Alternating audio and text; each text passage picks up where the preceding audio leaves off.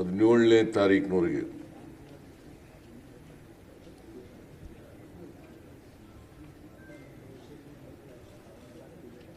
ಪರಿಶಿಷ್ಟ ಜಾತಿಗಳ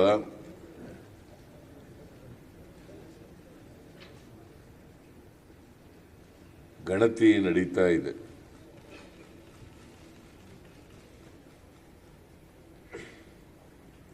ನಾವು ಹೈಕೋರ್ಟ್ನ ನಿವೃತ್ತ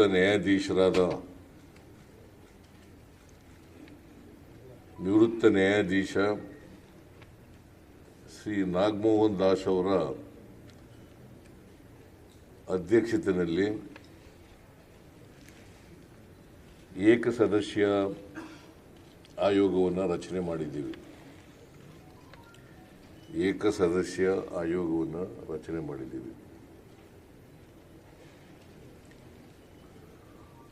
ಅವ್ರಿಗೆ ಕೊಟ್ಟಿರ್ತಕ್ಕಂಥ ಜವಾಬ್ದಾರಿ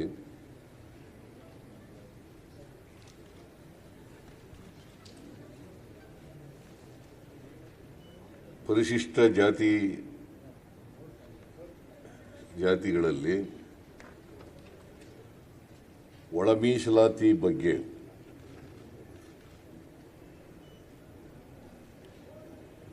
ನಿಖರವಾದಂಥ ವರದಿಯನ್ನು ಕೊಡಲಿಕ್ಕೋಸ್ಕರವಾಗಿ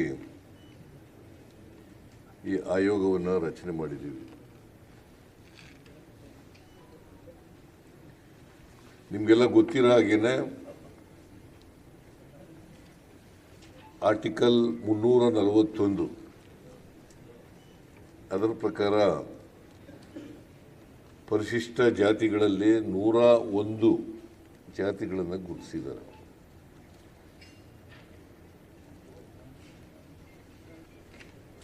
ಅದರಲ್ಲಿ ಎಡ, ಬಲ,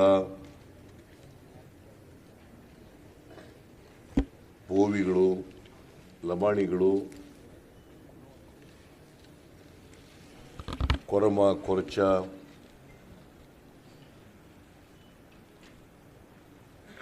ಇತರೆ ಜಾತಿಗಳೆಲ್ಲ ಬರ್ತವೆ. ಅದರಲ್ಲಿ ಇತರೆ ಉಪಜಾತಿಗಳೆಲ್ಲ ಬರ್ತವೆ.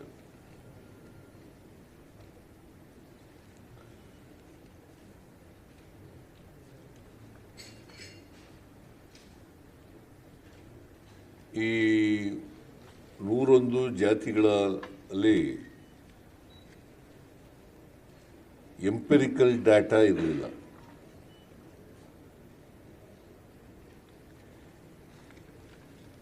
ಯಾಕಂತಂದ್ರೆ ಸದಾಶಿವ ಆಯೋಗ ವರದಿ ಕೊಟ್ಟಾಗ 2011ರ ಜನಗಣತಿ ಮೇಲೆ ಆಧಾರದಲ್ಲಿ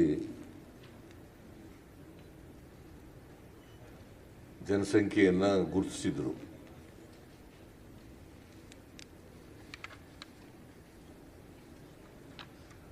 ಒಂದು 1/8/2024ರಲ್ಲಿ ಸುಪ್ರೀಂ ಕೋರ್ಟ್ನವರು ಒಂದು ಜಡ್ಜ್ಮೆಂಟ್ ಅನ್ನು ಕೊಡ್ತಾರೆ.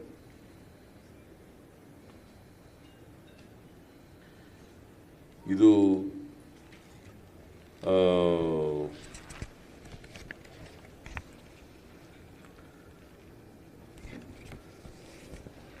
ಪಂಜಾಬ್ ಅಂಡ್ ಅದರ್ಸ್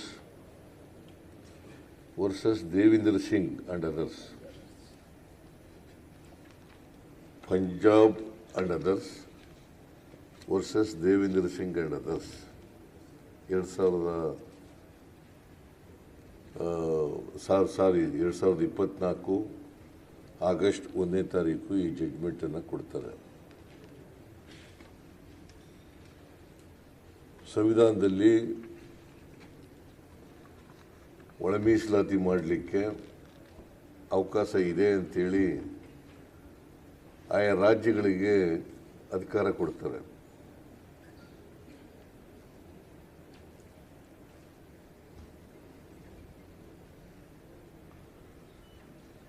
ಸೊ ಇದಾದಮೇಲೆ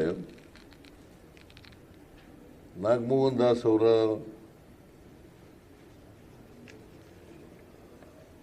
ಅಧ್ಯಕ್ಷತೆಯಲ್ಲಿ ಆಯೋಗವನ್ನು ರಚನೆ ಮಾಡಿದ್ದು.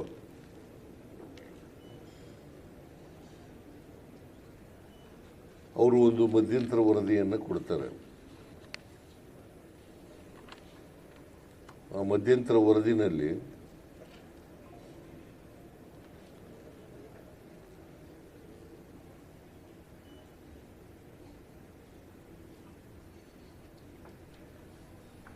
ಎಂಪೆರಿಕಲ್ ಡಾಟಾ ಇರಲೇಬೇಕು ಅಂತಕ್ಕಂಥ ಮಾತುಗಳನ್ನು ಹೇಳ್ತಾರೆ. ಯಾಕಂತಂದ್ರೆ ಕೆಲವರು ಪರಿಶಿಷ್ಟ ಜಾತಿಗೆ ಸೇರಿದಂಥವ್ರು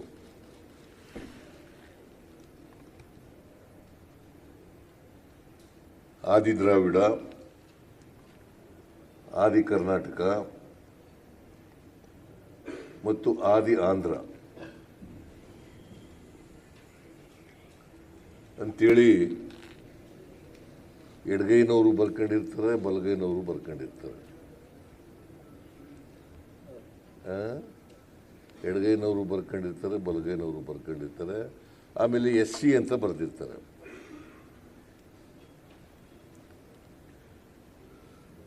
ಇವರು ನಿರ್ದಿಷ್ಟವಾಗಿ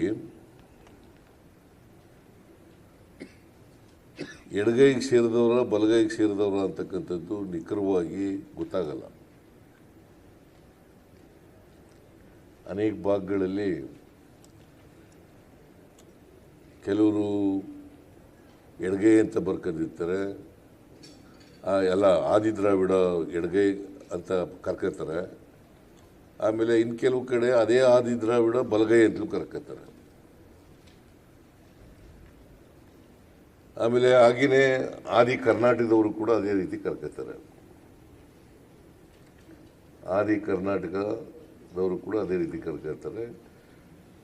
ಆದಿ ದ್ರಾವಿಡರು ಕೂಡ ಹಂಗೆ ಅದೇ ರೀತಿ ಕರ್ಕ. ಆಮೇಲೆ ಆದಿ ಆಂಧ್ರ ಅವರು ಕೂಡ ಕರ್ಕೋತಾರೆ. ಹಾಗಾಗಿ ನಿಖರವಾಗಿ ಯಾರು ಎಷ್ಟು ಜನಸಂಖ್ಯೆ ಇದ್ದಾರೆ ಅಂತಕ್ಕಂಥದ್ದು 2011ರ ಜನಗಣತಿ ಮೂಲಕ ಗೊತ್ತಾಗಲ್ಲ.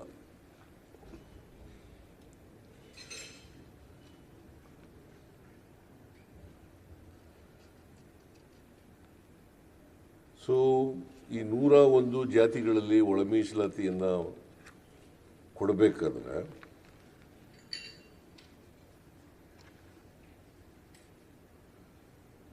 ನಿರ್ದಿಷ್ಟವಾದಂಥ ಅಂಕಿಅಂಶಗಳು ಬೇಕಾಗ್ತದೆ.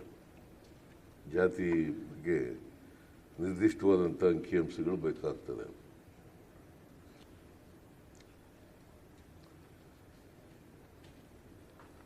ಅದಕ್ಕೋಸ್ಕರ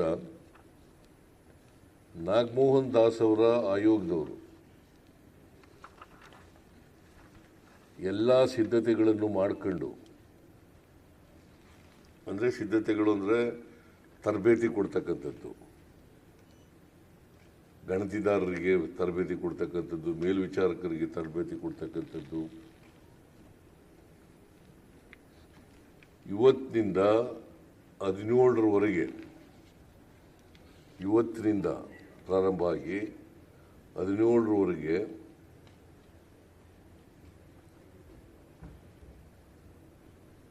ಎಂಪಿರಿಕಲ್ ಡಾಟಾವನ್ನು ಕಲೆಕ್ಟ್ ಮಾಡ್ತಕ್ಕಂಥ ಕೆಲಸವನ್ನು ಮನೆಗೆ ಹೋಗಿ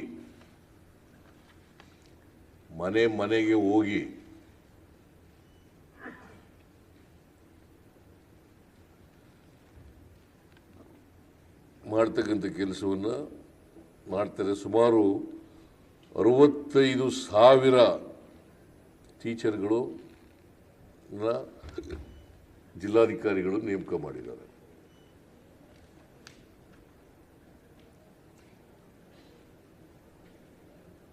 $65,000 ಅಂದರೆ ಅವ್ರಿಗೆಲ್ಲ ಎನ್ಯುಮರೇಟರ್ಸ್ ಅಂತ ಕರೀತಾರೆ.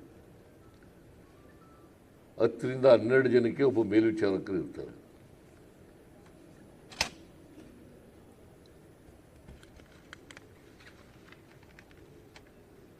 ಹತ್ತರಿಂದ 12 ಜನರಿಗೆ ಒಬ್ಬ ಮೇಲ್ವಿಚಾರಕರು ಇರ್ತಾರೆ.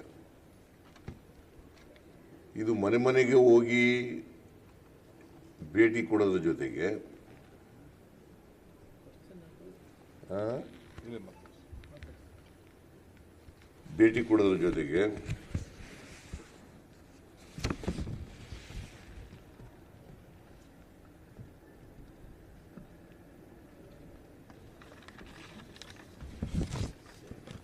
ಅವರು ಮೊದಲನೇ ಹಂತದಲ್ಲಿ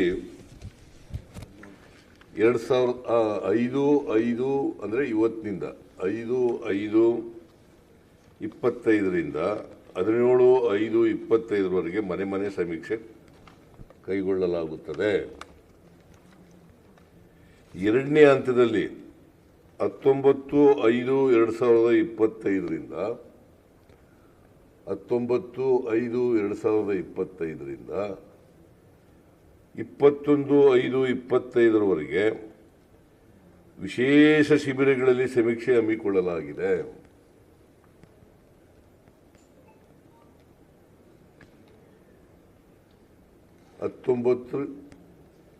ರಿಂದ 21ರವರೆಗೆ ಈ ತಿಂಗಳು ವಿಶೇಷ ಶಿಬಿರ ಮಾಡ್ತೀವಿ. ಆ ಶಿಬಿರದಲ್ಲಿ ಸಮೀಕ್ಷೆ ಮಾಡ್ತಾರೆ. ಅಲ್ಲೂ ಬಂದು ಹೇಳ್ಬೋದು, ಯಾರು ಒಂದು ವೇಳೆ ಬಿಟ್ಟೋಗಿದ್ರೆ ಅವರು ಬಂದು ಹೇಳ್ಬೋದು. ಆಮೇಲೆ ಮೂರನೇ ಹಂತದಲ್ಲಿ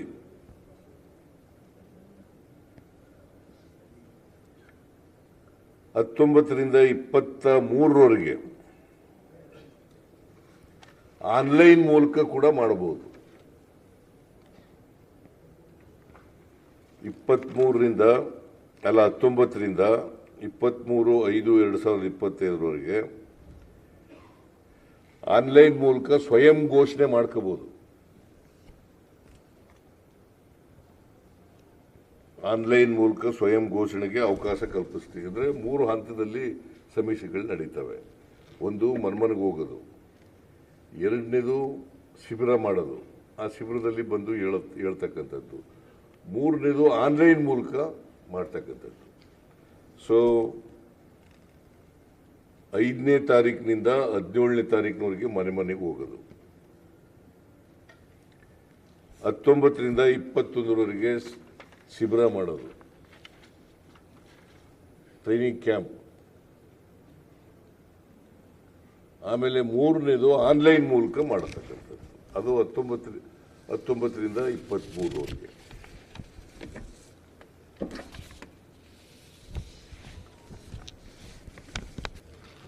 ಸೊ ಈ ಮೂರು ಮೂಲಕ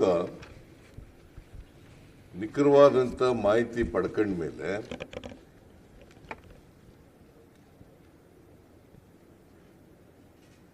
ಅರವತ್ತು ದಿನಗಳಲ್ಲಿ ವರದಿ ಕೊಡಿ ಅಂತ ಹೇಳಿದ್ದೀವಿ ನಾವು.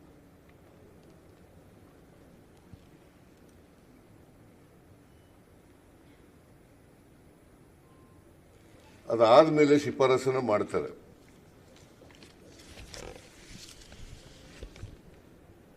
ಅದಾದ್ಮೇಲೆ ನ್ಯಾಯಮೂರ್ತಿಗಳಾದ ಮಹತಿಗಳು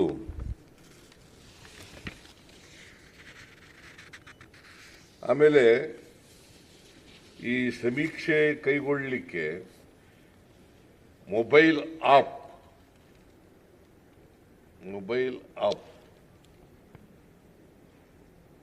ಮೂಲಕ ಬೆಳಿಗ್ಗೆ 6:30ರಿಂದ ಸಂಜೆ 6:30ರವರೆಗೆ ಅದು ಎನೇಬಲ್ಡ್ ಮಾಡಲಾಗಿರುತ್ತದೆ, ಅವಕಾಶ ಮಾಡಿಕೊಟ್ಟಿರುತ್ತೀವಿ.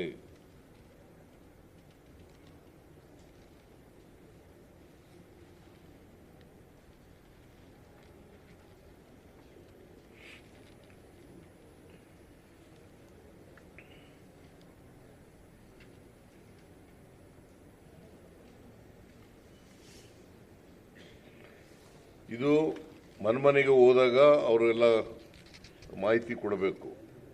ನಾವು ಈಗ ಆದಿ ದ್ರಾವಿಡ, ಆದಿ ಕರ್ನಾಟಕ, ಆದಿ ಆಂಧ್ರ ಅಂತ ಹೇಳ್ತಾರಲ್ಲ, ಅವರು ನಾವು ಯಾವ ಮೂಲ ಯಾವ ಜಾತಿಗೆ ಸೇರಿದ್ದೀವಿ ಅಂತಕ್ಕಂಥದ್ದನ್ನು ಹೇಳ್ಬೇಕು. ಮೂಲ ಯಾವ ಜಾತಿಗೆ ಸೇರಿದ್ದೀವಿ ಅಂತಕ್ಕಂಥದ್ದನ್ನು ಹೇಳ್ಬೇಕು. ಒಂದು ವೇಳೆ ಆ ಮನೆಗೆ ಹೋದಾಗ ಮಾಹಿತಿ ಕೊಡಲಿಕ್ಕೆ ಸಾಧ್ಯ ಆಗದೇ ಇದ್ರೆ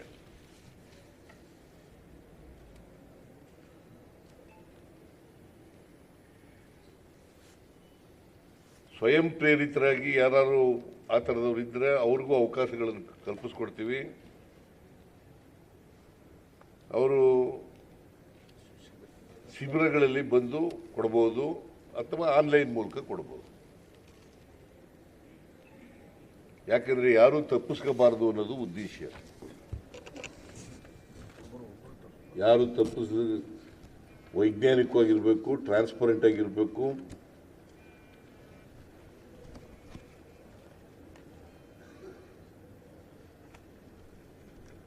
ವಿಶೇಷವಾಗಿ ಇದು ಪರಿಶಿಷ್ಟ ಜಾತಿಯವರಿಗೆ ಮಾಡ್ತಾ ಇರ್ತಕ್ಕಂಥ ಸೆನ್ಸಸ್ ಸಮೀಕ್ಷೆ.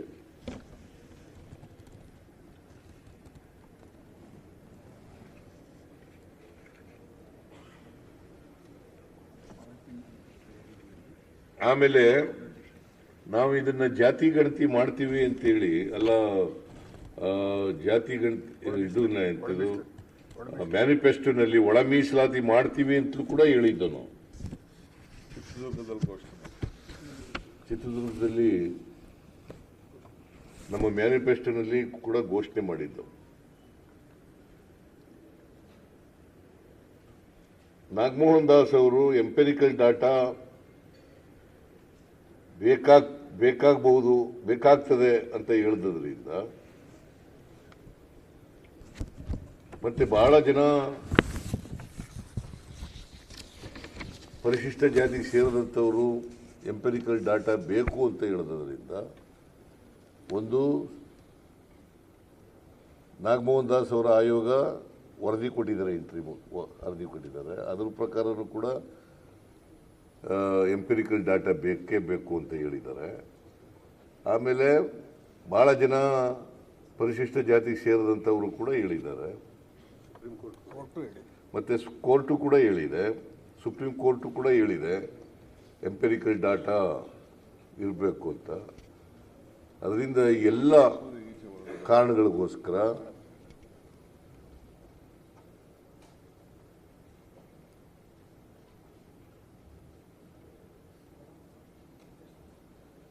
ಕರಾರುವಾಕ್ಕಾಗಿ ಯಾವ ಜಾತಿಗೆ ಸೇರಿದವರು, ಎಡಗೈಗೆ ಸೇರಿದವರು ಎಷ್ಟು ಜನ ಇದ್ದಾರೆ, ಬಲಗೈಗೆ ಸೇರಿದವರು ಎಷ್ಟು ಜನ ಇದ್ದಾರೆ, ಲಮಾಣಿ ಜನ ಸೇರಿದವರು ಎಷ್ಟು ಜನ ಇದ್ದಾರೆ, ಬೋವಿ ಜನ ಎಷ್ಟು ಸೇರಿದ್ದಾರೆ, ಕೊರ್ಮಾ ಕೊರ್ಚ ಜನ ಸೇರಿದ್ದಾರೆ, ಬೇರೆಯವರು ಉಪಜಾತಿಗಳೆಲ್ಲ ಎಷ್ಟು ಸೇರಿದ್ದಾರೆ, ಇವುಗಳೆಲ್ಲ ಗೊತ್ತಾಗಲಿ ಅಂತೇಳಿ ನಾವು ಈ ಒಳ ಮೀಸಲಾತಿ ಗಣತಿಯನ್ನು ಮಾಡ್ತಾ ಇದ್ದೀವಿ. ಅದು ಇವತ್ತಿನಿಂದ ಪ್ರಾರಂಭ ಆಗ್ತದೆ. ಆಮೇಲೆ ಅದರ ಆಧಾರದ ಮೇಲೆ ನಾಗಮೋಹನ್ ದಾಸ್ ಅವರು ಶಿಫಾರಸನ್ನು ಮಾಡ್ತಾರೆ. ನಾವು ಒಳ ಮೀಸಲಾತಿಯನ್ನು ಮಾಡಲಿಕ್ಕೆ ಬದ್ಧತೆಯಿಂದ ಇದ್ದೇವೆ.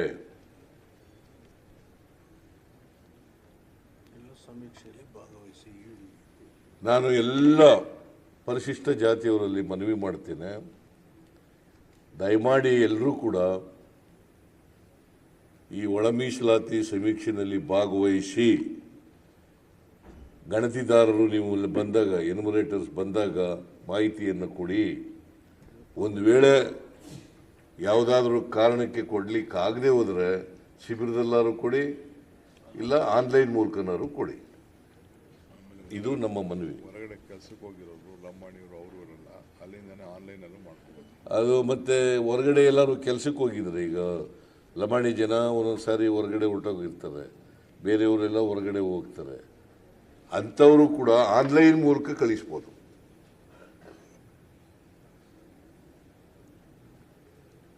ಯಾರೇ ಆದರೂ ಕೂಡ ಮನೇಲಿ ಇಲ್ಲದೆ ಹೋದರೆ, ಹೊರಗಡೆ ಹೋಗಿದ್ರೆ ಶಿಬಿರದಲ್ಲಾರು ಬಂದು ಹೇಳ್ಬೋದು, ಇಲ್ಲದೆ ಹೋದರೆ ಆನ್ಲೈನ್ ಮೂಲಕನಾರು ಕೊಡ್ಬೋದು. ಸಂಘಟನೆಗಳು ಆಕ್ಟಿವ್ ಆಗಬೇಕು. ಆಮೇಲೆ ಎಲ್ಲ ಸಂಘಟನೆಗಳು ಕೂಡ ಇದರಲ್ಲಿ ಕೋಆಪರೇಟ್ ಮಾಡಬೇಕು.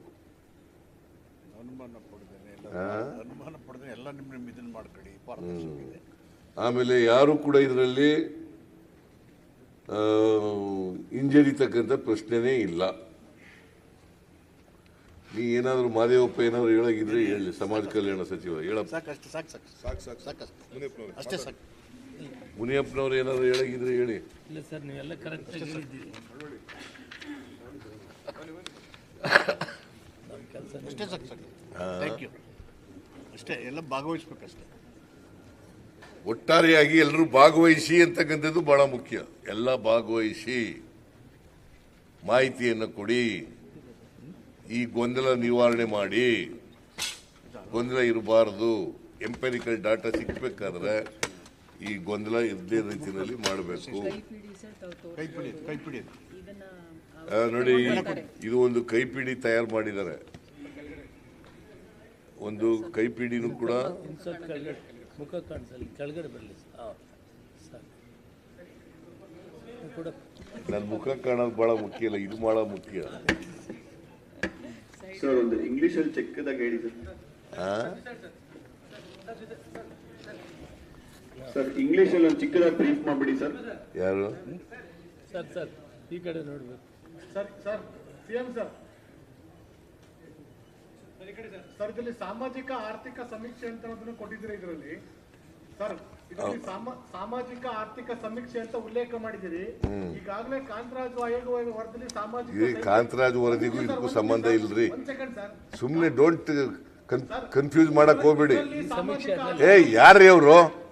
ಸರ್ ಇದರಲ್ಲಿ ಸಾಮಾಜಿಕ ಕಾಂತರಾಜು ವರದಿಗೂ ಇದಕ್ಕೂ ಸಂಬಂಧ ಇಲ್ಲ. ಇದು ಜಾತಿ ಗಣತಿ ಏನು ಇದು ಎಂಪೆರಿಕಲ್ ಡಾಟಾ ಕಲೆಕ್ಟ್ ಮಾಡೋದು. ಅದರಲ್ಲಿ ಮಾಡುವಾಗ ಆರ್ಥಿಕವಾಗಿ, ಸಾಮಾಜಿಕವಾಗಿ, ಔದ್ಯೋಗಿಕವಾಗಿ, ರಾಜಕೀಯವಾಗಿ ಕೂಡ ಮಾಡ್ತಾರೆ.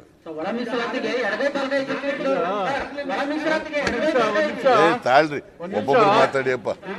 ಈಗ ಒಂದ್ ನಿಮಿಷ ಪ್ಲೀಸ್. ಇದು first of all you must understand, this is only to the SC community. ಈಗ ಇದೊಂದು ಎಲ್ಲ ಒಮ್ಮತ ಇದೆ, ಇದೊಂದು ಎಲ್ಲ ಒಮ್ಮತ ಇದೆ. ಇದೊಂದು ಚಾರಿತ್ರಿಕವಾದಂತ ಜನಗಣತಿ. It's an historical survey of schedule caste. Schedule caste, ದಯವಿಟ್ಟು ಈ ಶೆಡ್ಯೂಲ್ ಕಾಸ್ಟ್ ಅನ್ನೋದು ಒಂದು ಜಾತಿ ಅಲ್ಲ, ಅದೊಂದು ಗುಂಪು. 101 ಜಾತಿಗಳನ್ನು ಒಳಗೊಂಡಿರ್ತಕ್ಕಂಥ ಒಂದು ಗುಂಪು. ಯಾವುದೇ ಸೆನ್ಸಸ್ 2000 ಸೆನ್ಸಸ್ ಇಂದ ಹಿಡಿದು ಕಾಂತರಾಜ್ ಅವ್ರ ಸೆನ್ಸಸ್ ತನಕ ಇಲ್ಲಿರ್ತಕ್ಕಂಥ AK, AD, ಆದಿ ಆಂಧ್ರದ ಅದರಲ್ಲಿ ನಿರ್ದಿಷ್ಟವಾದಂಥ ದತ್ತಾಂಶ ಇಲ್ಲ. ಕಾಂತರಾಜ್ ಅವರ ವರದಿನಲ್ಲೂ ಇಲ್ಲ, ನ್ಯಾಷನಲ್ ಸೆನ್ಸಸ್ ಅಲ್ಲೂ ಇಲ್ಲ. ಇಲ್ಲದೆ ಇರುವಾಗ ಕೋರ್ಟ್ನ ನಿರ್ದೇಶನದ ಹಿನ್ನೆಲೆಯಲ್ಲಿ ನಾವು ಯಾರ್ಯಾರು ಎಷ್ಟಿದ್ದಾರೆ ಅಂತ ಹೇಳಲಿಕ್ಕೆ ಬರಲ್ಲ.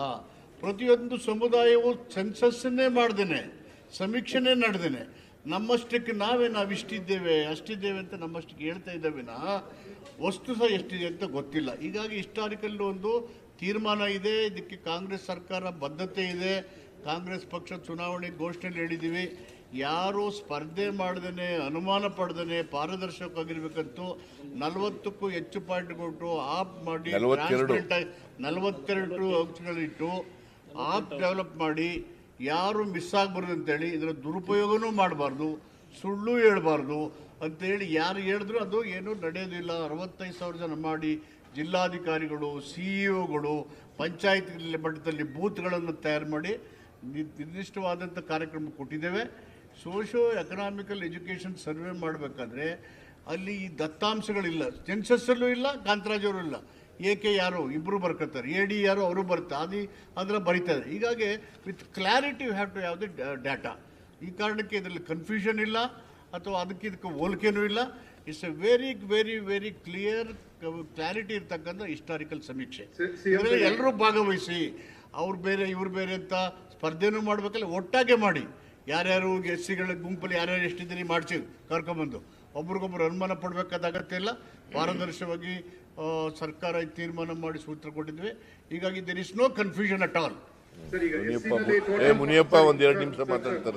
ಮಾನ್ಯ ದಯವಿಟ್ಟು ಪ್ಲೀಸ್.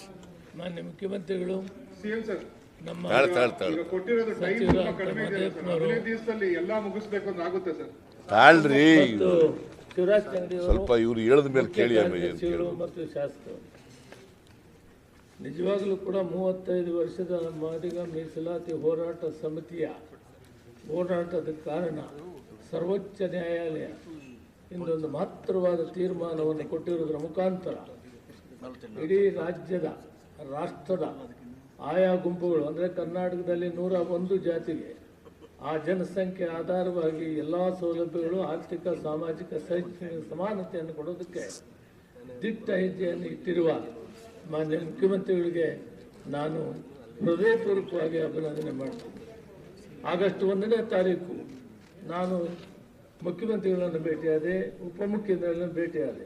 ಒಂದೇ ಮಾತು ಹೇಳಿದರು, ಸರ್ವೋಚ್ಚ ನ್ಯಾಯಾಲಯ ತೀರ್ಮಾನ ಮಾಡಿದೆ, ನಾವು ಲೀಗಲ್ ಕನ್ಸಲ್ಟೆನ್ಸ್ ಮಾಡಿ ಇದನ್ನು ಮಾಡಬೇಕು. ಬಹಳಷ್ಟು ಜನ ಹೋರಾಟ ಮಾಡಿದ್ದಾರೆ, ಇದು ಎಲ್ಲ ಸಮುದಾಯಗಳು ಕೂಡ 101ರಲ್ಲಿ ನ್ಯಾಯ ಸಿಕ್ಕಲಿ ಅನ್ನೋ ಮಾತನ್ನು ಅವತ್ತು ಹೇಳಿದರು.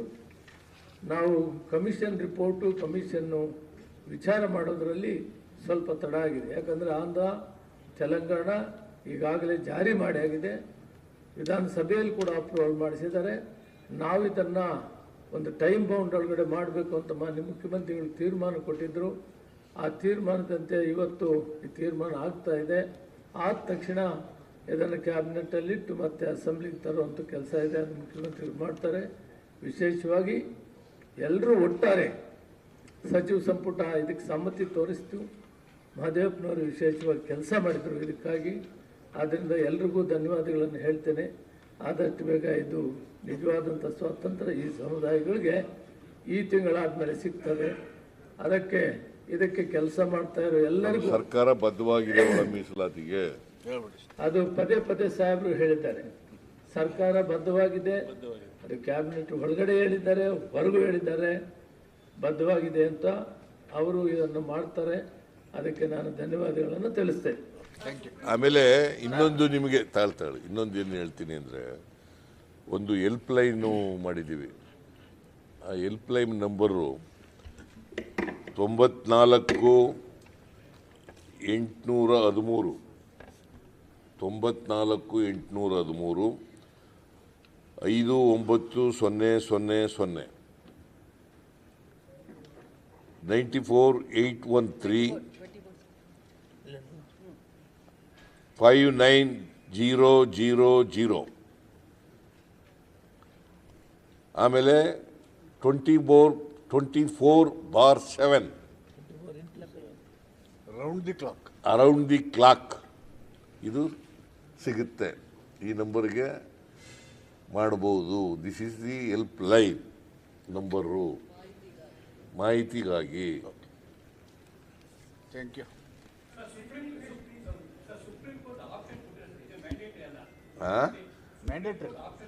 ಮ್ಯಾಂಡೇಟ್ರಿ ಅವ್ರು ಏನು ಹೇಳಿದ್ದಾರೆ ಅಲ್ಲಿ ಸುಪ್ರೀಂ ಕೋರ್ಟ್ನಲ್ಲಿ, ಎಂಪೆರಿಕಲ್ ಡಾಟಾ ಮಾಡಬೇಕು ಅಂತ ಹೇಳಿದ್ದಾರೆ ಸುಪ್ರೀಂ ಕೋರ್ಟ್ ಡಿಸಿಷನ್ನಲ್ಲಿ. ಅದು ಸ್ಟೇಟ್ಗೆ ಬಿಟ್ಟಿದ್ದಾರಪ್ಪ.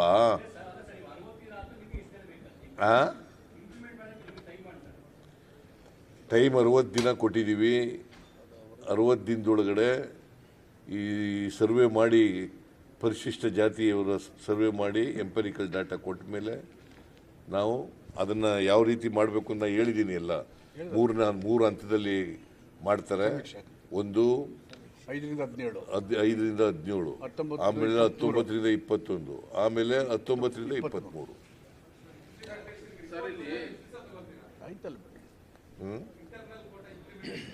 ಏನಪ್ಪ ಅವ್ರು ಶಿಫಾರಸ್ ಮಾಡ್ತಾರೆ. ನಾಗಮೋಹನ್ ದಾಸ್ ಅವರು, ಆಯೋಗ ಅವ್ರೇನು ಡಿಲೇ ಮಾಡಲ್ಲ. ಅದಕ್ಕೆ ಬಹಳ ತ್ವರಿತವಾಗಿ ಮಾಡಬೇಕು ಅಂತ ಹೇಳಿದ್ದೀವಿ, ಮತ್ತೆ ಟೈಮ್ ಬೌಂಡ್ ಆಗಿ ಮಾಡಬೇಕು ಅಂತ ಹೇಳಿದ್ದೀವಿ. ಟೈಮ್ ಬೌಂಡ್ ಆಗಿ ಕೊಡ್ತಾರೆ. ನಾವು ಅವ್ರು ಕೊಟ್ಟ ತಕ್ಷಣನೇ, ಶಿಫಾರಸ್ ಕೊಟ್ಟ ತಕ್ಷಣನೇ ಅದನ್ನು ಜಾರಿ ಮಾಡ್ತಕ್ಕಂಥದ್ದು. ಕೆಲವೊಂದ್ ಕಡೆ ಏಕೆ ಹೇಳಿ ಅದಕ್ಕೆಲ್ಲ ಹೇಳಿದ್ರಲ್ಲ.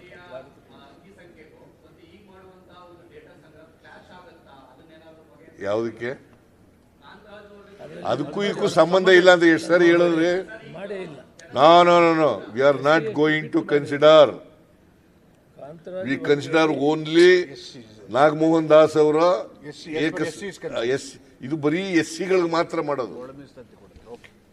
Okay, thank you. ಸರ್ ಒಂದೇ ಇರೋದು ಕೆಲವೊಂದ್ ಕಡೆ AKAD ಎಡಗೈ ಬಲಗೈಗೆ ಸೇರಿದ್ದಾರೆ ಅಂತ ಆ ಗೊಂದಲ ಹೆಂಗ್ ನಿವಾರಿಸ್ತಾರೆ ಸರ್ ಇದ್ರ ಸಮೀಕ್ಷೆ? ಈ ಗೊಂದಲ ಇರೋದು ಕೆಲವೊಂದ್ ಕಡೆ ಏಕೆನ ಎಡಗೈಗೂ ಸೇರಿಸಿದ್ರೆ ಬಲಗೈಗೂ ಸೇರಿಸಿದ್ದಾರೆ. ಅದ್ನೇಪ್ಪ ಆದಿ ದ್ರಾವಿಡ, ಆದಿ ಕರ್ನಾಟಕ ಮತ್ತೆ ಆದಿ ಆಂಧ್ರ ಅಂತಕ್ಕಂಥವ್ರು ಇವರು ಹೇಳ್ಕೊತಾರೆ, ಅವರು ಹೇಳ್ಕೊತಾರೆ, ಎಡಗೈನವರು ಹೇಳ್ಕೊತಾರೆ, ಬಲಗೈನವರು ಹೇಳ್ಕೊತಾರೆ. ಅದಕ್ಕೆ ಅವರ ಮೂಲ ಜಾತಿ ಯಾವುದು, ಎಡಗೈನ ಬಲಗೈನ ಅಂತಕ್ಕಂಥದ್ದು ಗೊತ್ತಾಗಬೇಕು. ಪ್ರೆಸಿಡೆನ್ಷಿಯಲ್ ನೋಟಿಫಿಕೇಶನ್ ಇದೆ, ಕೇಳಪ್ಪ, ಪ್ರೆಸಿಡೆನ್ಷಿಯಲ್ ನೋಟಿಫಿಕೇಶನ್ ಇದೆ. ಎಡಗೈನಲ್ಲಿ ಯಾವ್ಯಾವ ಬರ್ತವೆ ಪದಗಳು, ಬಲಗೈನಲ್ಲಿ ಯಾವ್ಯಾವ್ದು ಬರ್ತದೆ, ಆ ಪ್ರೆಸಿಡೆನ್ಷಿಯಲ್ ನೋಟಿಫಿಕೇಶನ್ ಏನೇನು ಹೇಳಿದ್ದಾರೆ, ಆದಿ ಕರ್ನಾಟಕ, ಆದಿ ದ್ರಾವಿಡ, ಆದಿ ಆಂಧ್ರ ಗ್ರೂಪ್ಗೆ ಸೇರಿದವರು, there is a presidential notification who are belonging to right section under the presidential notification, who are belonging to left section under the president. They will mention. ಎಷ್ಟು ಖರ್ಚಾಗ್ತದೆ ಸರ್ ಇದಕ್ಕೆ, ಈ ಜನಗಣತಿ ಮಾಡ್ಲಿಕ್ಕೆ ಎಷ್ಟು ಖರ್ಚಾಗ್ತದೆ ಸರ್? ಒಂದು 100 ಕೋಟಿ ಹತ್ತತ್ರ ಆಗ್ಬೋದು. 100 ಕೋಟಿ. ಹೌದು.